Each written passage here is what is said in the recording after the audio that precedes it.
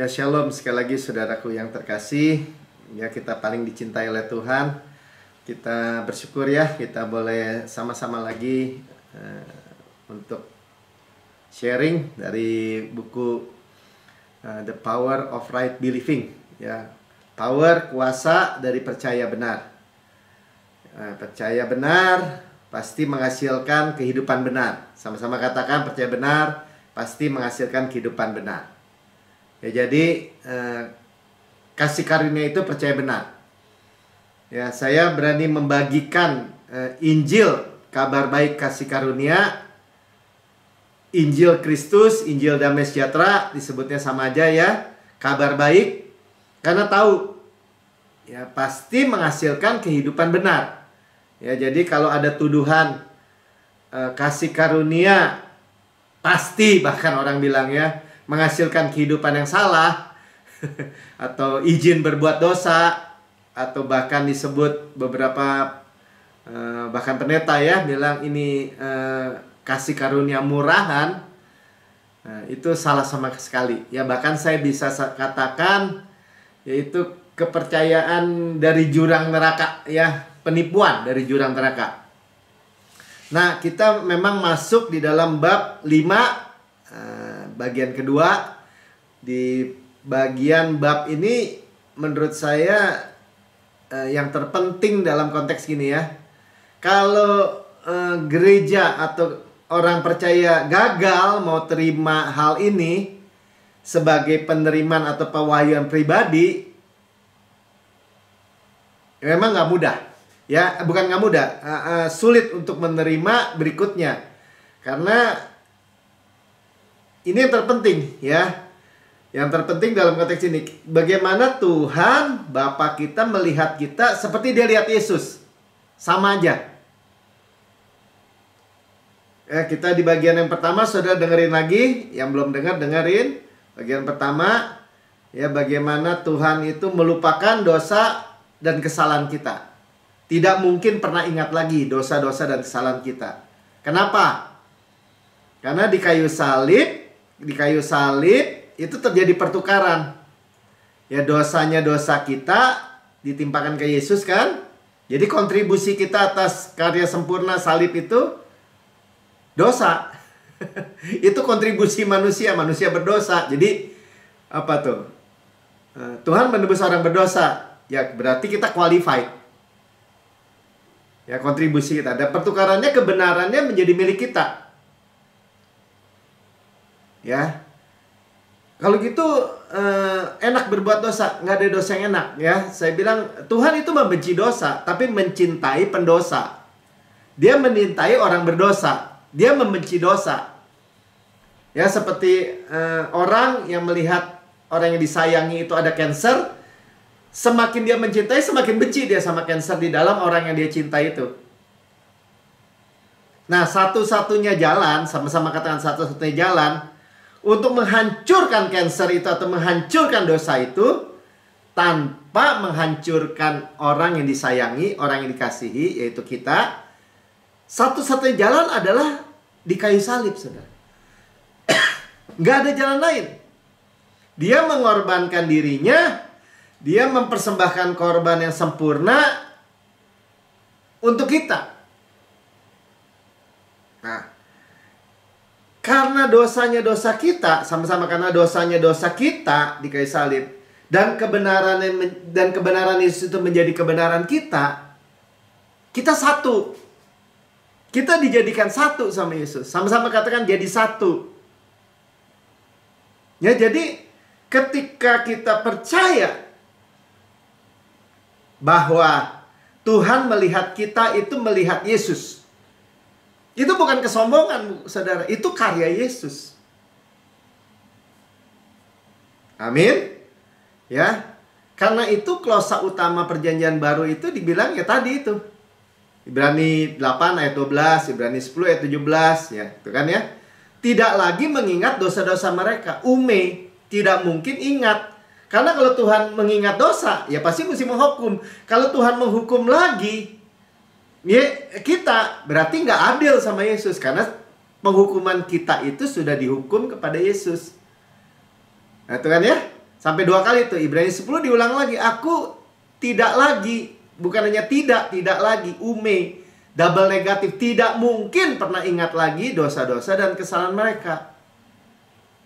Nah, jangan sampai gagal, saudara. Jangan sampai gagal menerima ini. Kalau enggak, ya seperti saya sering cerita, saya pernah disidang ya dalam sinode yang lama dulu. Bahwa orang berkata, Pak Melki hyper grace. Nggak benar gitu ya kan.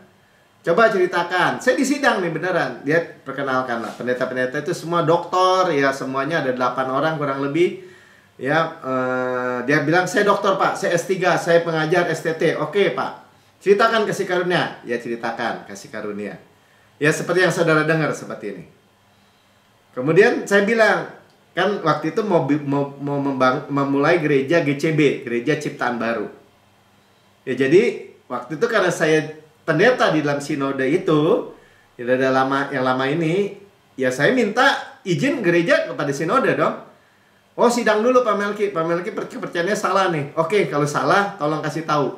Saya nggak mau menyesatkan diri saya nggak mau menyesatkan istri saya, anak saya, keluarga saya, apalagi orang lain. Nggak mau, ya kan? Silakan Pak, kasih tahu kesalahannya. Sudah diberitakan, bagian hukumnya bilang ini, Pak Melki ini apa? Oh itu buku tata gereja. Oh sorry, saya sebut namanya ya. Buku tata gereja sinode itu. Oke, saya salah di mana? Nih Pak, dosa yang masa lalu diampuni, dosa yang sekarang kalau kita minta ampun diampuni, dosa yang masa depan ya harus diurus sendiri ya. Jadi memang keselamatan itu justifikasi disebutnya ya, itu cuma-cuma. Tapi periode berikutnya adalah menguduskan diri, baru glorifikasi, dimuliakan. Nah sekarang kita ada di dalam tahap menguduskan diri. Ya, nah, jadi nggak bisa itu dosa dihapus masa lalu, masa kini, masa depan selama-lamanya, nggak bisa. Oke, saya bilang kalau begitu, Pak, kita sepakat dulu ya, walaupun ini dalam konteks umum ya. Kalau ini kudus, misalnya ini bolpen kudus, tidak boleh ada cacat sedikit pun, tidak boleh ada cacat, celah atau kerut atau noda 1/1000 mikron pun. Setuju nggak? Setuju. Oke, ya walaupun dalam kekudusan kasih karunia artinya dipisahkan. Oke, tapi secara general begitu yang dia maksudkan, menguduskan diri. Nah, siapa yang di sini sudah menguduskan diri, yang sudah kudus, Bapak-bapak sekalian? Tidak ada, saudara, singkatnya. Siapa di sinode ini seluruhnya yang menguduskan diri, yang sudah kudus? Karena gini, kita ini semua percaya sebentar atau segera Tuhan Yesus akan datang. Bagaimana Tuhan Yesus datang? Kita kedapatan kudus, tanpa noda, tanpa cacat, tanpa celah, atau serupa itu, sempurna ketika Yesus datang. Nggak ada, saudara. Singkatnya nggak ada. Nah, kalau nggak ada, saya bilang, ya bagaimana? Semuanya masuk neraka dong, nggak ada yang kudus. Dengan menguduskan diri. Nah, singkatnya kepala daripada yang menyidangkan itu berkata, bagaimana kalau Pak Melki? Nah, saya masuk ke situ aja. Ini ceritanya agak panjang ya, tapi oke, saya masuk ke sini. Bagaimana kalau kita? Bagaimana kalau kita dibilang, bagaimana kamu kudus tanpa noda, tanpa cacat, tanpa celah? Kalau Tuhan Yesus datang di hadapan kita sekarang ini atau nanti sebentar lagi, disorot ribuan watt, tidak boleh ada noda, cacat, celah atau kerut, atau serupa dengan itu. Sempurna kudus. Tadi Bapak bilang sama seperti Yesus. Bapak lihat kita sama seperti Yesus. Jangan sembarangan ngomong Pak. Itu nanti itu yang nyesatin katanya. Nah, saya bilang begini, Pak, saya berdiri di hadapan Yesus. Tuhan Yesus datang nih. Saya berdiri di hadapan Yesus tanpa noda, tanpa cacat, tanpa kerut, tanpa atau serupa dengan itu, pokoknya sempurna kudus hanya karena darah Yesus. Ketika mendengar itu, barulah ketua daripada yang menyidangkan itu berkata, saya pribadi Pak Melki sama dengan Pak Melki. Singkatnya, Tidak ada orang yang kudus kecuali hanya darah Yesus. Dan Yesus sudah mati buat kita dan mencurahkan darahnya. Karena itu apa yang diberitakan oleh Rasul Paulus, apa yang diceritakan oleh Rasul kasih karunia, yang dulunya adalah Saulus, menjadi Paulus, penulis 2/3 dari Alkitab kita, Perjanjian Baru, ya, lebih dari 2/3 ada tulisan Rasul Paulus. Bagaimana? Apa pesannya? Ya, tadi di Ibrani 8 ayat 12, Ibrani 10 ayat 17 bicara tentang apa? Klausa utama Perjanjian Baru.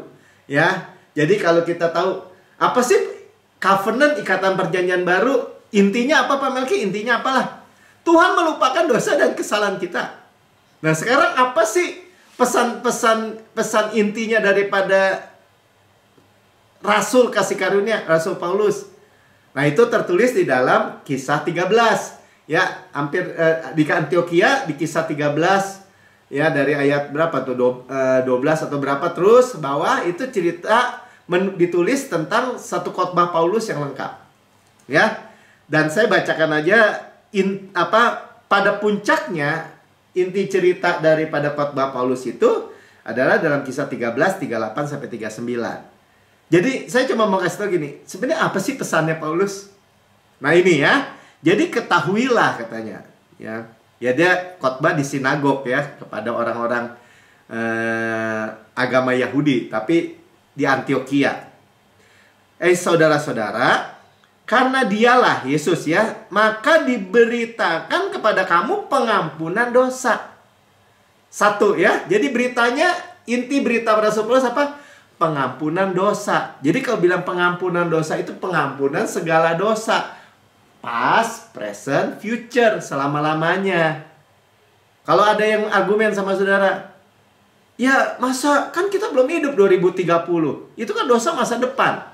Masa Pak Melki bisa seenaknya aja bilang dosa yang belum dibuat udah dihapus. Enak dong bikin dosa. Selalu bilang gitu orang ya.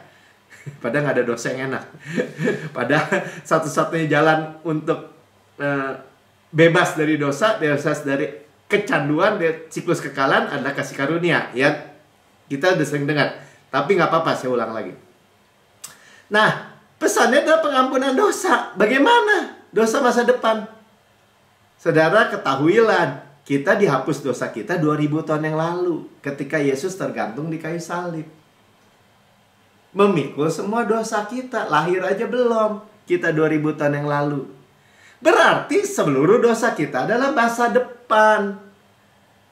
Kecuali saudara lahir sebelum 2000 tahun yang lalu. Ya nggak ada ya. Jadi pengampunan dosa.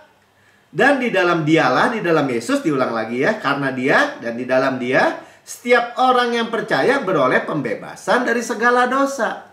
Dibenarkan sepenuhnya. Makanya saya selalu kata pesannya Rasul Paulus apa? Pengampunan segala dosa, sama-sama katakan pengampunan segala dosa, dan dibenarkan sepenuhnya. Kalau saudara dan saya gagal menerima ini sebagai satu kebenaran, bagaimana kita bisa mengerti bahwa Bapa itu melihat kita, melihat Yesus? Karena Yesus nggak ada noda, nggak ada cacat, nggak ada celah, nggak ada dosa. Pembebasan segala dosa yang tidak dapat kamu peroleh dari hukum Musa. Jelas ya?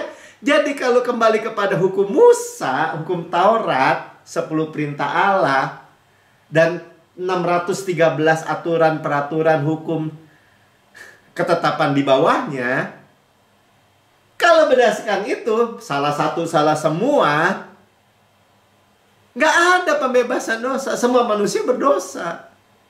Dan harus dihukum. Harus kena kutuk. Makanya Rasul Paulus bilang, saya manusia celaka kalau gitu. Di bawah hukum yang mesti menghidupkan aku malah membunuh aku. Iya benar. Jadi kita nih diberikan kabar yang luar biasa. Ya, pengampunan dosa. Dosa kita dihapus, baik dosa asal. Ya, makanya kalau di imamat itu ada 5 korban kan. Korban bakaran, korban sajian, korban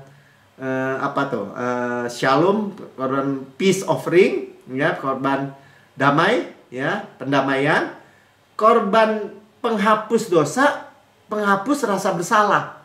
Penghapus dosa itu artinya dari kutuk Adam, semuanya sudah putus, saudara. Oleh penebusan Yesus, tidak lagi ngalir ke kita.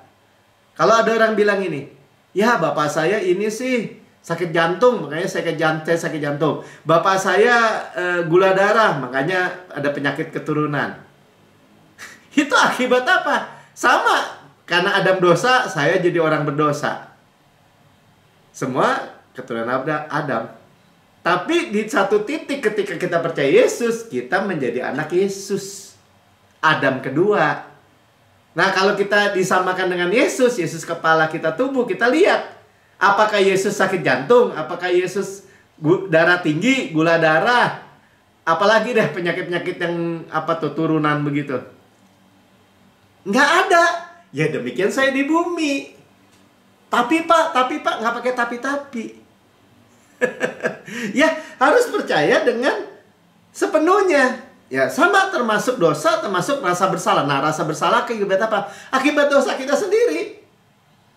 Perbuatan kita yang lampau, ya kesalahan-kesalahan. Mungkin baru kemarin atau baru tadi pagi. Ya, kita dihapus itu semua.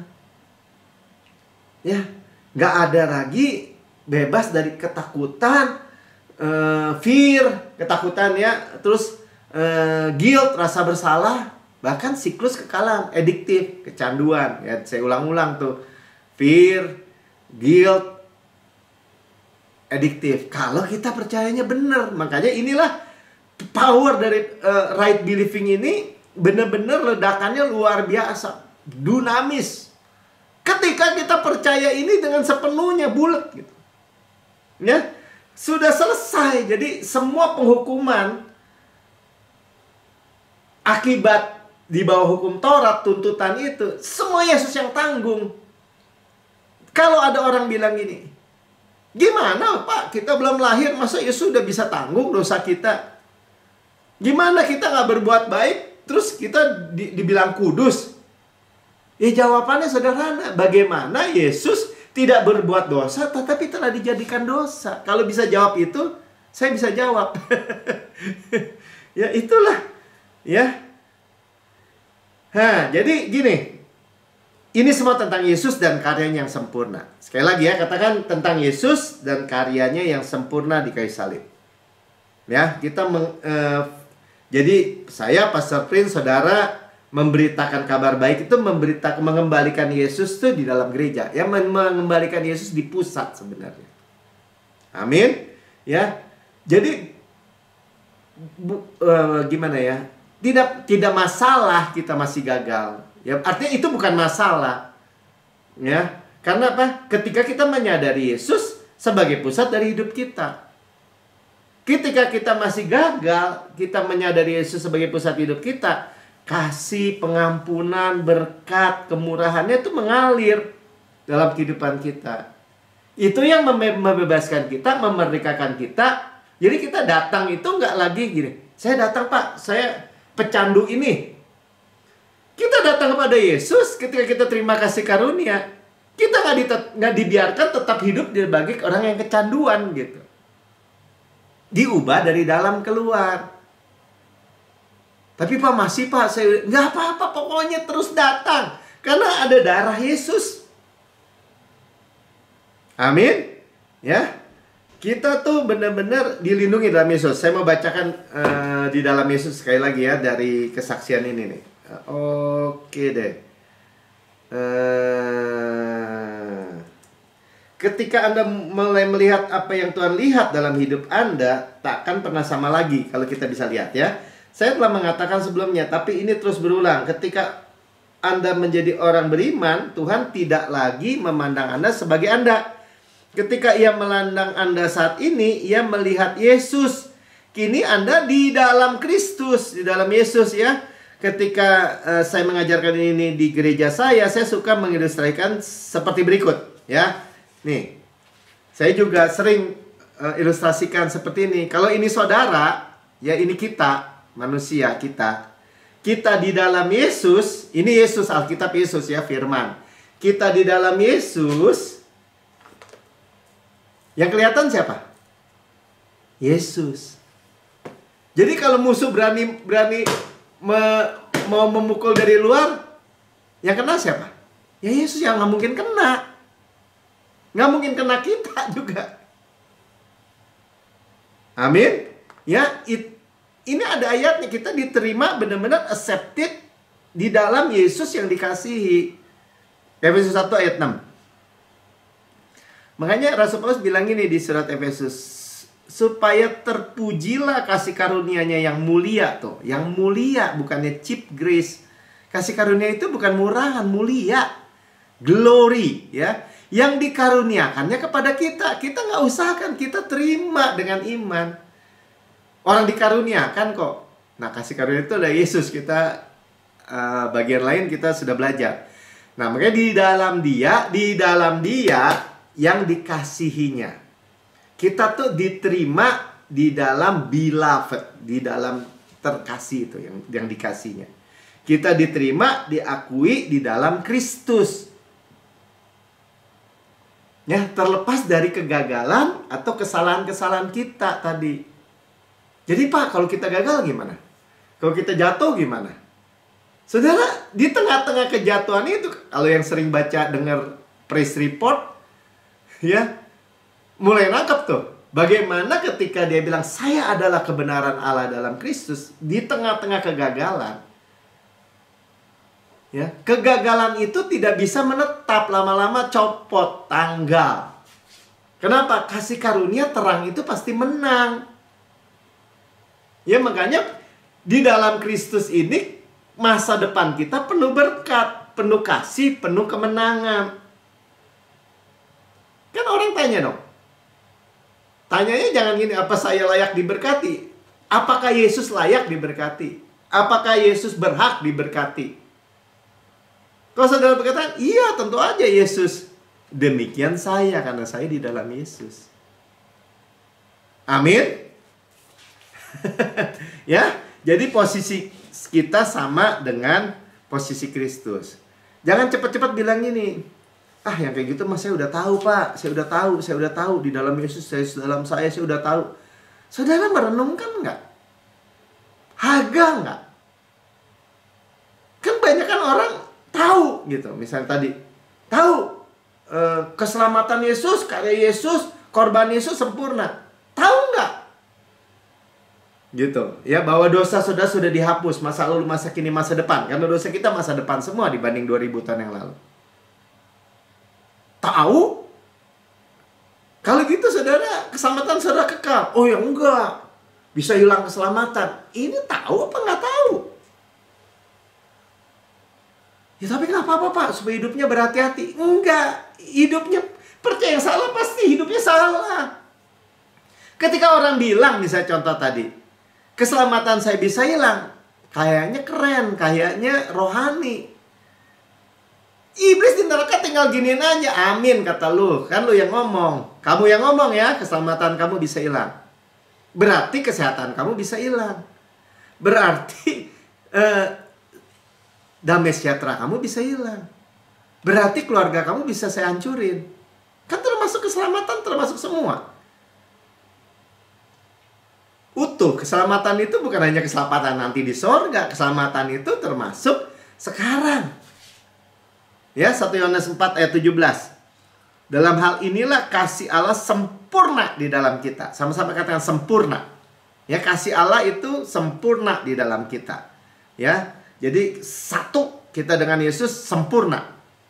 Yaitu kalau kita mempunyai keberanian percaya pada hari penghakiman. Ini percaya pada hari krisis ya. Pada hari krisis. Ya, ini singgungannya aja sedikit ya. Kita percaya tetap berdiri teguh pada waktu-waktu krisis. Jadi kayak yang kita mau dengar, 2023 nanti gelap. Nah, kita tetap berdiri teguh aja. Saya nggak takut.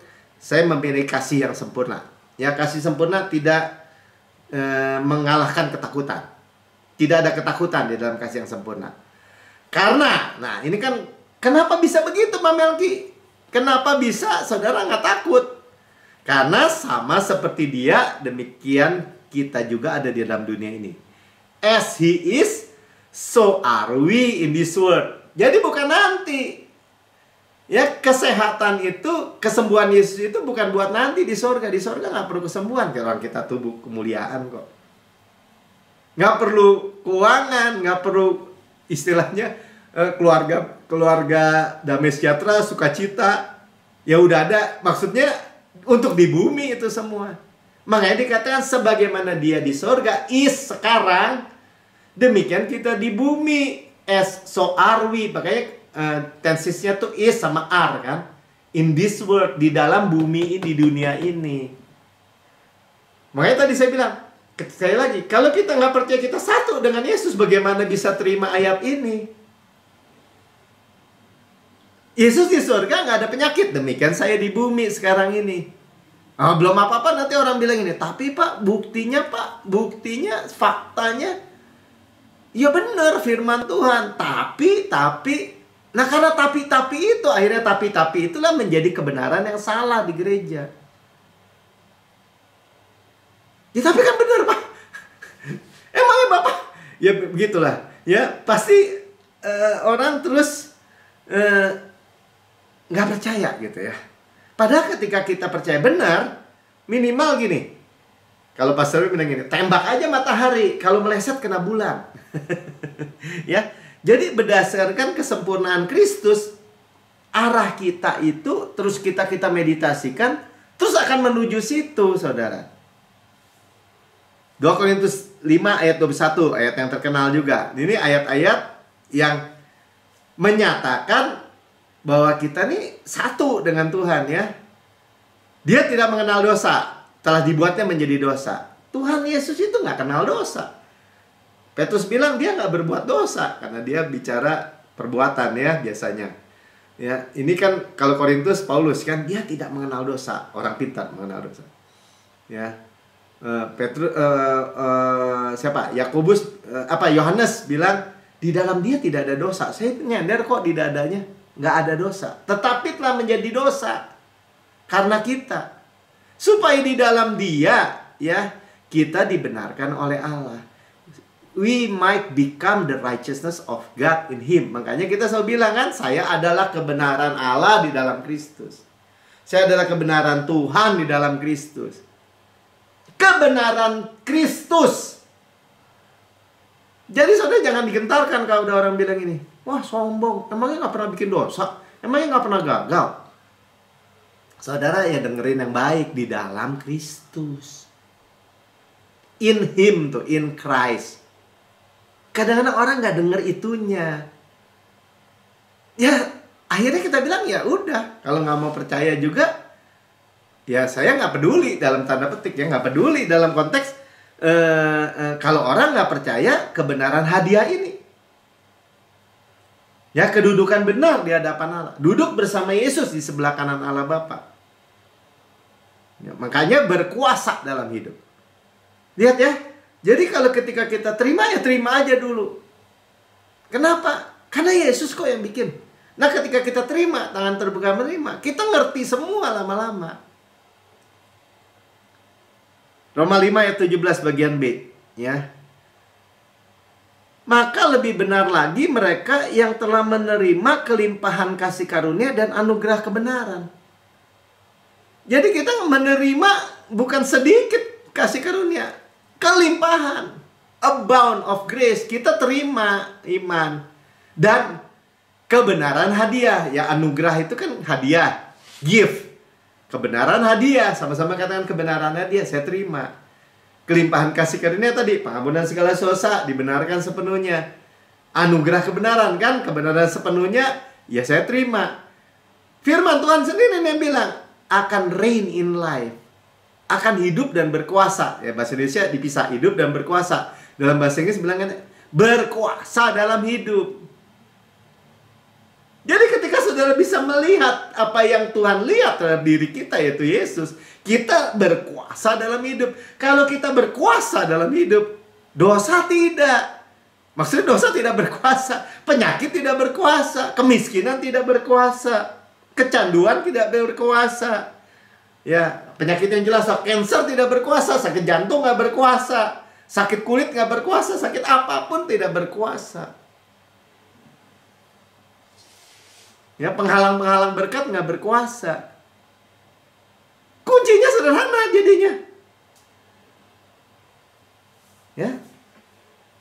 Jadi sekali lagi banyak orang nggak percaya ini kebenaran hadiah ini. Kebenaran kasih karunia yang cuma-cuma ini.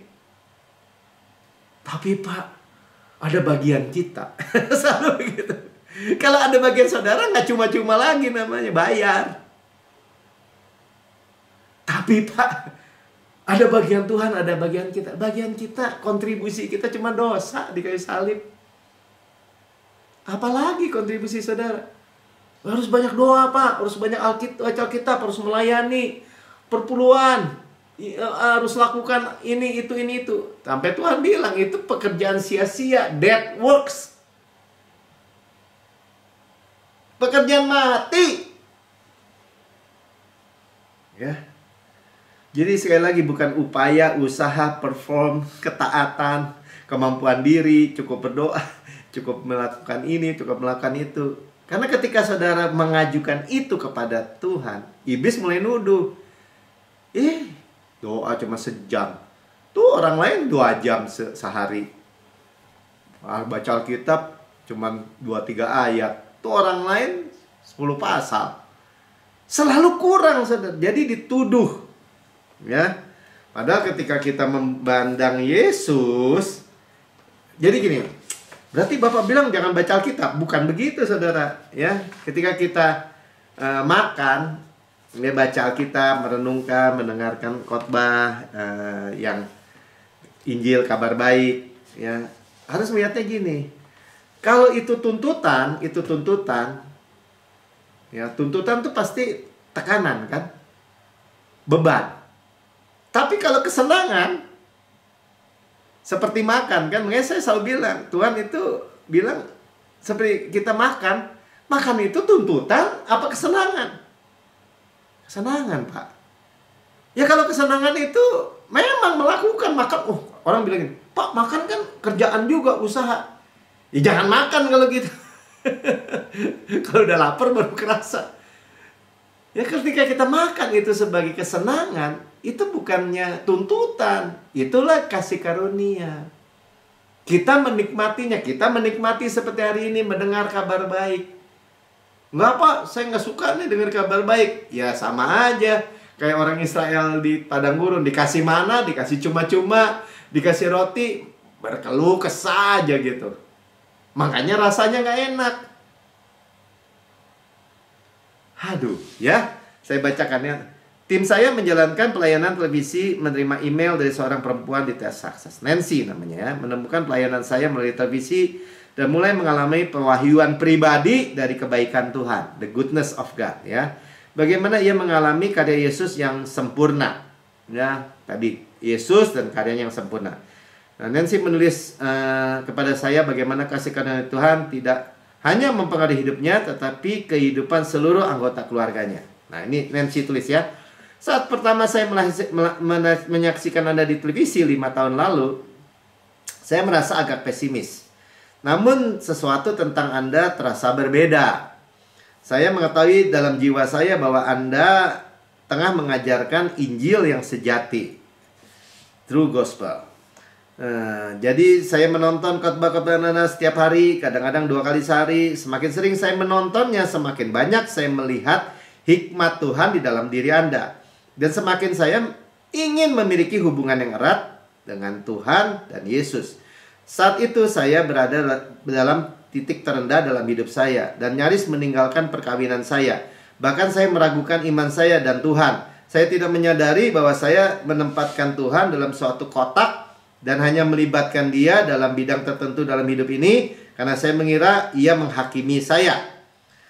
Ketika akhirnya saya mendengar kebenaran tentang Injil, saya melaju. Saya tidak akan pernah menoleh ke belakang lagi karena Anda telah mengajarkan kebebasan, ya kemerdekaan kekal, bahwa Yesus mati untuk memberi saya kemerdekaan. Puji Tuhan. Begitu selubung dibuka, saya menyadari bahwa saya telah dibenarkan. Ya, tadi saya adalah kebenaran Allah dalam Kristus. Ya, dan Tuhan mulai memberkati saya dengan luar biasa. Perkawinan saya diubahkan dan bertambah teguh. Kami memasuki tahun ke-12 dalam perkawinan kami. Dan saya bersyukur atas 4 putri yang cantik dan sehat dianugerahkannya.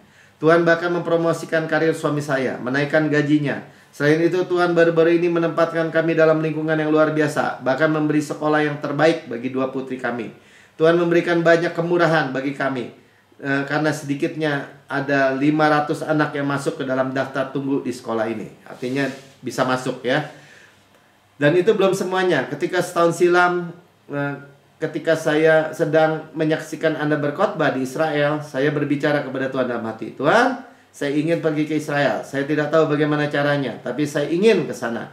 Saya tidak pernah memikirkan perjalanan tersebut dari awal bulan April tahun ini, saat Tuhan menganugerah perjalanan gratis ke Israel kepada saya, dan Ia membuka setiap pintu untuk perjalanan saya.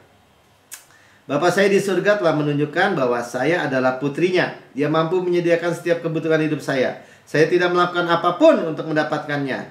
Cahaya saya sedang bersinar terang, dan setiap orang ingin tahu tentangnya. Ya, saya teruskan ya, Pastor Pim bilang ini. Sulit untuk diungkapkan betapa gembira hati saya ketika mendengar kisah-kisah nyata pada jemaat seperti Nancy, dan mengetahui bahwa Yesus telah mengubah hidup dan perjalanan mereka bersama dengan Dia. Saya sangat bersyukur pada orang-orang seperti Nancy yang meluangkan waktu menulis kepada kami menceritakan bagaimana pewahyuan tentang pengampunan dan karunia atau hadiah kebenarannya telah membebaskan mereka untuk percaya dan menerima persediaannya atas setiap kebutuhan mereka. Kami menerima email dari seluruh dunia yang menceritakan kepada mereka mendengar tentang kasih dan kasih karunia Tuhan melalui siaran, buku, media lainnya, bahkan hidup mereka diubahkan, bahwa ada pengharapan bagi masa depan mereka. Dan kami senang mendengar kabar dari mereka, karena itu tujuan pelayanan kami. Perubahan hidup orang-orang berharga yang telah ditebus oleh Yesus melalui kematiannya. Sudah lihat ya, percaya benar, sekali lagi menghasilkan kehidupan benar. Jadi kalau kita, ya kemarin ketemu, nggak ada yang nggak hadir ya hari ini ya. Ada yang menghubungi saya karena mendengar khotbah tentang Injil, ya, dan ternyata betul, ya, kabar baik itu adalah percaya benar, pasti menghasilkan kehidupan benar.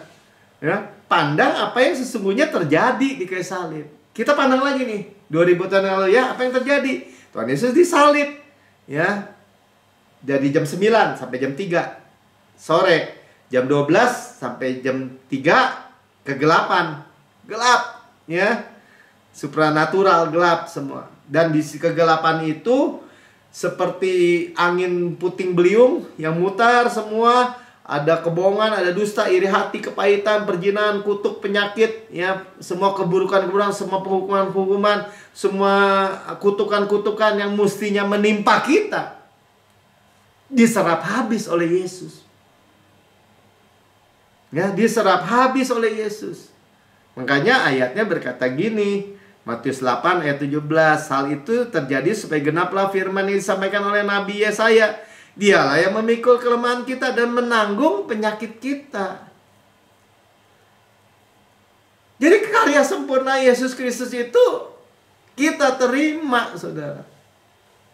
Dia bukan hanya menanggung dosa kita kekal selama-lamanya. Iya, dia menanggung rasa bersalah kita, kayak kegagalan-kegagalan kita selama perjalanan hidup kita, penyakit kita.